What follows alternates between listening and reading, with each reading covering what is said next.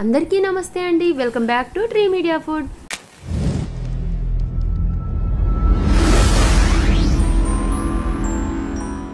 ఎలా ఉన్నారు అందరూ? నాన్ వెజ్ ప్రియుల కోసం స్పెషల్గా చేస్తున్నానండి కందనకాయల ఫ్రై. చాలామంది పైకి చెప్పరు, కానీ నాన్ వెజ్ ఇష్టపడే వాళ్ళకి ఈ కందనకాయల ఫ్రై అంటే చాలా ఇష్టం అండి. నేను చాలా చోట్ల గమనించాను అనమాట. ఈజీ వేలో టేస్టీగా ఈ స్టైల్లో చేసి చూడండి. కందనకాయల ఫ్రై ఎంత బాగుంటుందంటే ఇది అన్నంలో కలుపుకొని తినడానికి కూడా బాగుంటుంది, అలాగే పప్పు చారులో అలా నంజుకోవడానికి కూడా బాగుంటుంది అనమాట. మరి ఇంకా ప్రాసెస్ ఏంటో స్టార్ట్ చేసేద్దామా? ముందుగా ఒక కుక్కర్ గిన్నెలోకి బాగా క్లీన్ చేసుకొని శుభ్రంగా కడిగిన ఒక 300 గ్రామ్స్ కందనకాయలు తీసుకున్నాను. నేను కొంచెం చిన్న చిన్న పీసెస్లో కట్ చేశానండి. మీకు నచ్చితే ఇలా కట్ చేసుకోండి, లేకపోతే అలాగే కొంచెం పెద్ద పెద్ద ముక్కలుగా అయినా పెట్టేసుకోండి. ఇలా వేసుకున్నాక ఇప్పుడు దీంట్లో రుచికి సరిపడినంత ఉప్పు, పావు టీ స్పూన్ పసుపు, అలాగే 1 టేబుల్ స్పూన్ ఆయిల్ వేసేసి దీన్ని బాగా కలుపుకోండి.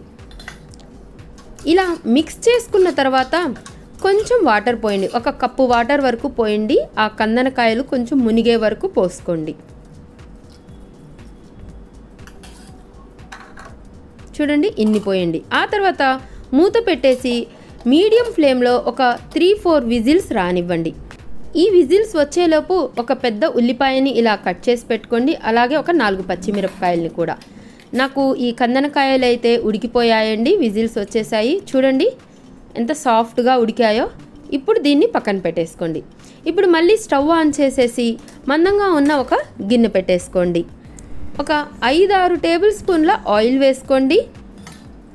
ఆయిల్ హీట్ అయ్యాక మనం కట్ చేసి పెట్టుకున్నాం కదా ఉల్లిపాయ పచ్చిమిరపకాయ ముక్కల్ని, వీటిని వేసేసుకోండి.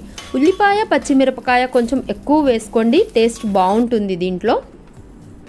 వీటిని 1 నిమిషం అలా ఫ్రై చేసేసి ఒక 1/2 టేబుల్ స్పూన్ అల్లం వెల్లుల్లి పేస్ట్ వేసేసేయండి. అలాగే ఒక పావు టీ స్పూన్ ధనియా పౌడర్, ఒక పావు టీ స్పూన్ వేయించిన జీలకర్ర పొడి, 1/2 టీ స్పూన్ గరం మసాలా వేసేసి వీటన్నిటిని బాగా ఫ్రై చేసేసుకోండి. ఆ తర్వాత ఒక 1/2 టేబుల్ స్పూన్ కొబ్బరి పేస్ట్ని వేయండి. ఈ కొబ్బరి పేస్ట్ అనేది మీకు నచ్చితే వేసుకోండి, లేకపోతే స్కిప్ చేసుకోండి. కానీ ఒక్కసారి ఇలా వేసి చూడండి, టేస్ట్ చాలా బాగుంటుంది.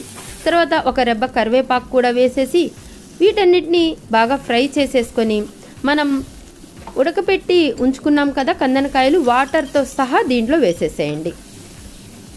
మీడియం ఫ్లేమ్లో సిమ్లో పెట్టుకొని మూత పెట్టుకొని ఒక 5 to 10 మినిట్స్ వరకు ఫ్రై చేసుకోండి. మధ్యలో కలుపుకుంటూ దీన్ని ఫ్రై చేసుకోండి. వాటర్ ఒకవేళ లేకపోతే మీరు కొంచెం వాటర్ యాడ్ చేసుకోవచ్చు, లేదా మీకు డ్రైగా కావాలనుకుంటే అంతే వేసేసుకోవచ్చు అనమాట. ఇదిగోండి చూడండి, ఒక 10 మినిట్స్కి ఇలా దగ్గర పడిందనమాట. ఇలా అయ్యాక ఇప్పుడు మీ రుచికి తగ్గట్టు కారం, ఒక పావు టేబుల్ స్పూన్ వేసాను నేను కారం అయితే, వేసేసి బాగా కలిపేసుకొని సన్నగా తరిగిన కొత్తిమీర ఒక 1/2 కప్పు వేసేసి ఇంకొక 2 నిమిషాలు సిమ్లో మాత్రమే ఫ్రై చేసుకొని స్టవ్ ఆఫ్ చేసేసుకోండి. అంతేనండి, కందనకాయల ఫ్రై రెడీ అయిపోయిందనమాట. ఇది మీ టేస్ట్కి తగ్గట్టు డ్రైగా కావాలా లేదా కొంచెం గ్రేవీగా కావాలా అనేది మీ చాయిస్ అండి. అది వాటర్ యాడ్ చేసుకోవచ్చు, లేకపోతే డ్రైగా అయినా చేసుకోవచ్చు అనమాట.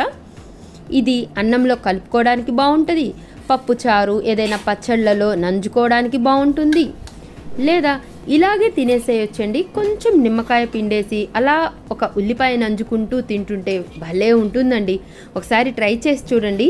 మీలో ఎంతమందికి ఈ కందనకాయల ఫ్రై ఇష్టమో నాకు కింద కామెంట్ చేస్తారు కదా. నా వీడియో కనుక నచ్చినట్లయితే లైక్ చేయండి, షేర్ చేయండి, సబ్స్క్రైబ్ చేయండి. థ్యాంక్ యూ సో మచ్ అండి. Thank you.